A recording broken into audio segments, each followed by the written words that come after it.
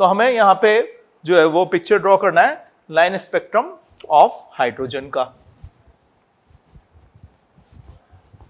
Now see, एक बात इसमें फिगर में गौर करनी है कि हम इसे स्पेक्ट्रम क्यों बोल रहे हैं। तो स्पेक्ट्रम हम तभी बोल सकते हैं जब वो एक वेवलेंथ का पैटर्न हो, डिक्रीजिंग इंक्रीजिंग ऑर्डर हो। तो ये चीज भी यहां हमें ऑब्जर्व करनी पड़ेगी कि वो पैटर्न आया या नहीं आया। Like this is the figure of line spectrum of hydrogen.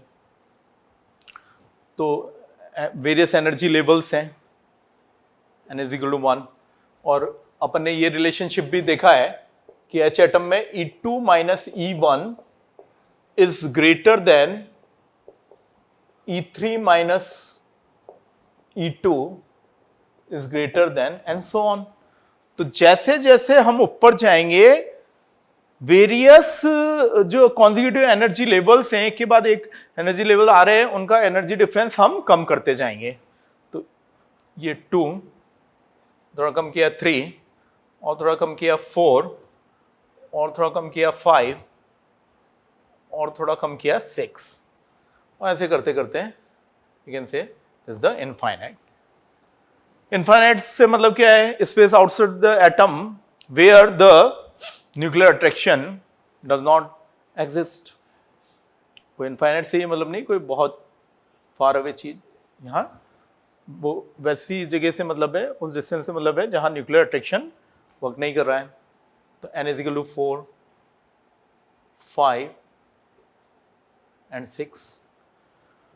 तो कोई भी हायर स्टेट से इलेक्ट्रॉन ट्रांजिशन अगर 1 पे आता है, ओके, तो वो लाइमन सीरीज की स्पेक्ट्रम लाइंस में हम उसको लेंगे।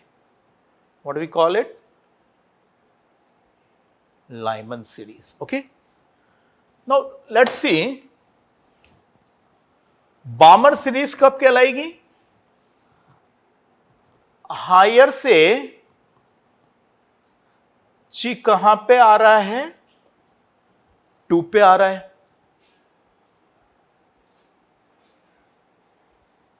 Then we call it Balmer series of spectrum line। ऐसे ही 3 पे लाते हैं,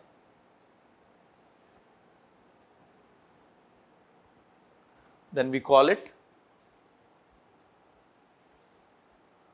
Paschen series of spectrum line।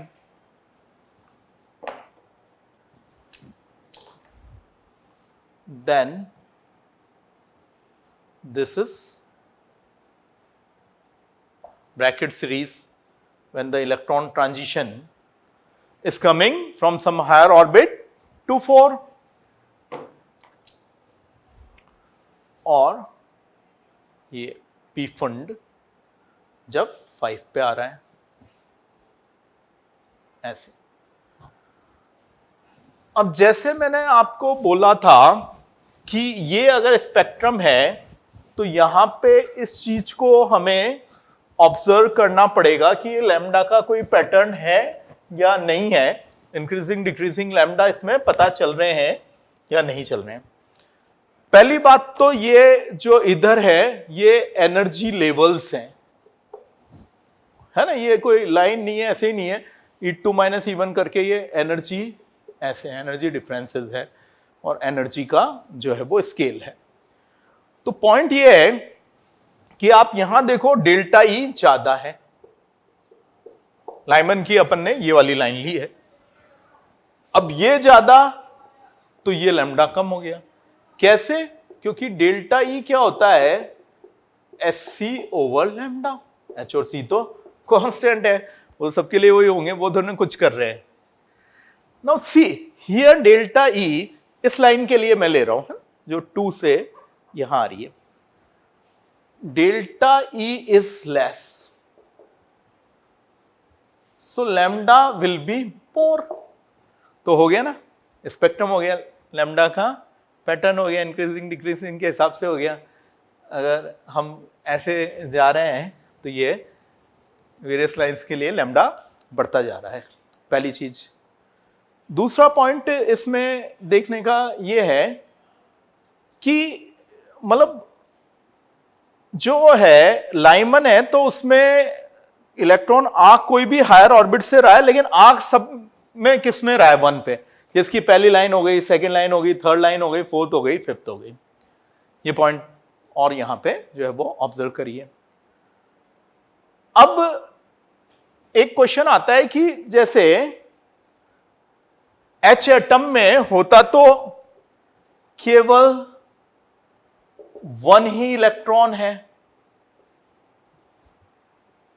फिर भी इसके स्पेक्ट्रम में इतनी सारी लाइंस क्यों दिखाई देती हैं? तो बात यह है कि हम कोई एक सिंगल आइसोलेटेड एटम पे बात नहीं कर रहे हैं, वो यहां पे ऐसे पॉसिबल भी नहीं होगा इस तरह से। 1 ग्राम जो हाइड्रोजन होता है उसमें ही Na हाइड्रोजन एटम्स होते हैं।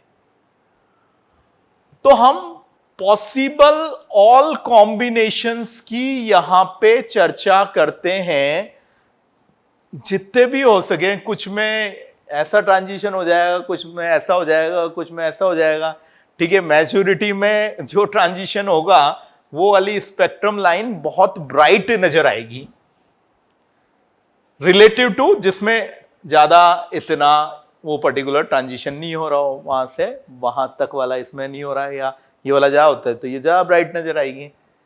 तो ऑल पॉसिबल कॉम्बिनेशन लेते हैं। तो जैसे मैंने चर्चा की कि बस इसके पास में जो एनर्जी लेवल है वो वाली तो लाइन क्या कहलाएगी, फर्स्ट लाइन, उस पर्टिकुलर सीरीज की 2 to 1 वाली। ये तो हमेशा सीरीज टर्म कहलाएगा, ये लाइमन का, ये बामर का, एंड सो ऑन। और last line terminal line, border line, हम इसको बोल देंगे लाइमन सीरीज की। मतलब उसके लिए जो यहां से आ रहा है वो क्या हो गया, मेरा एक तरह से इनफाइनाइट हो गया। एक एग्जांपल यहां कर रहे हैं।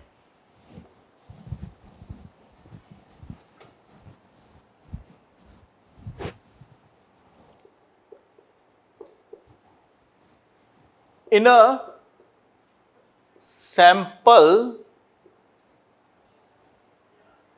of H atoms,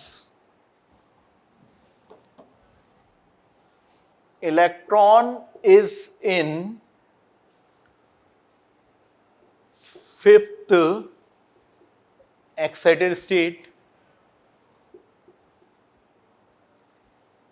then determine total number of spectrum lines. तो सैंपल है और यहां कह रहे हैं एटम है, उनमें इलेक्ट्रॉन है, एक ही तो होता है, तो वो 5th एक्साइटेड स्टेट में है, ठीक है। तो then determine the total number of spectrum lines. तो यहां पे जो है वो एक तरह से बता दिया गया है कि n इज इक्वल टू 6 है ना। और ये मतलब जो भी है, कुछ एटम्स है, कोई सी स्टेट में है, कोई दूसरे भी वेरियस स्टेट्स में है, और फाइनली हाईएस्ट वाला अपने को ऐसे बोल दिया गया है। और अभी मैंने बताया इसी 1 ग्राम में भी जो है वो Na Avogadro number of atoms होते हैं। तो ऑल पॉसिबल कॉम्बिनेशन लेंगे। अब मेथड 1 तो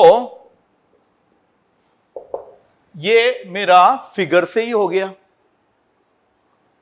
कि ये लेते हैं n इज 6, यहां से ही लेना पड़ेगा, तो ये लाइमन हो गई, ठीक है।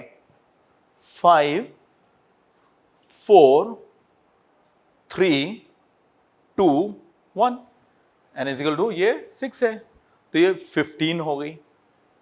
मेथड 2 कहता है कि ऐसे क्वेश्चन में टोटल स्पेक्ट्रम लाइंस दी जाती है समेशन n-1 से। तो इसका एक्सपांशन क्या होता है, जो होता है ये नंबर इससे एक ज्यादा नंबर ओवर 2,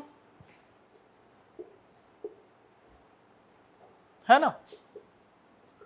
तो इसको अपन कर लेते हैं, 6 रखा तो ये 5 इंटू 6 और 2, तो ये भी 15 आ गया। अच्छा, इस क्वेश्चन में individual series of spectrum lines अगर पूछ लिया जाए तो उसे अपन कैसे करेंगे। लाइमन के लिए फॉर्मूला लगाइए n-1, क्यों सब हायर से आ रहे हैं जो भी n है, लेकिन 1 से तो नहीं आ सकता, तो n-1। बामर की इंडिविजुअल n-2, पाश्चन की इंडिविजुअल n-3, सब हायर से आ रहे हैं लेकिन लोअर वाली से तो नहीं आ सकते ना, या सेम से तो नहीं आ सकते, तो 3 to 3 नहीं लेंगे और 2 to 3 नहीं लेंगे और 1 to 3 नहीं लेंगे, है ना। और ब्रैकेट की इंडिविजुअल निकालनी है तो n-4 फॉर्मूला है, ये n-5 आ ही रहा है, 1 2 ये 6 पुट करते जाओ। नेक्स्ट पॉइंट इसमें ये कि अगर इलेक्ट्रॉन जैसे कोई सैंपल में दे दिया 11 से 2 में आ रहा है, total number of spectrum lines बताइए, तो उसमें ये 1 तक नहीं आ रहा है, 11 से 2 में आ रहा है ना कोई सैंपल में, तो टोटल नंबर ऑफ स्पेक्ट्रम इसमें ये लगा लेना चाहिए समेशन n2 माइनस n1 भाई, और समेशन डेल्टा n। ओके, तो क्या हो जाएगा यहां पे समेशन 9, तो क्या होता है वो नंबर उससे एक ज्यादा बाय 2, तो ये मेरा कितना हो गया 45 हो गया, है क्या हो गया delta n into delta n plus 1 over 2। एक बार फिर से इस क्वेश्चन को सुनिए, अगर 1 तक ही आ रहा है, ऐसे बीच में नहीं रुक रहा है, तब तो ये वाला फॉर्मूला लगाइए, अदरवाइज इसका ये मॉडिफाइड वर्जन या जनरल वर्जन लगा दीजिए। इलेक्ट्रॉन किसी हाई स्टेट से और 1 तक नहीं, बीच तक आ रहा है, 11 से 2 में आ रहा है कोई सैंपल में, total number of spectrum lines ऐसे हो गई, क्योंकि अल्टीमेटली तो ये फॉर्मूला यही है, क्योंकि इसमें और इसमें डिफरेंस क्या है, ये जनरल हो गया और इसमें n1 पर्टिकुलर अप टू 1 तक हो गया, है ना। तो वो नंबर उससे एक ज्यादा बाय 2 करके अपन कर लिए। या तो फिर अपन ऐसे करते हैं कि पहले तो इससे सारी लाइंस निकालते हैं और पर्टिकुलर फिर उसमें से कौन सी घटा देते हैं, लाइमन वाली, क्योंकि 2 तक ही आ रहा है तो लेंदी हो जाता उसकी बजाय। तो आराम से आप इसको इस तरह से जो है वो भी कर सकते हैं।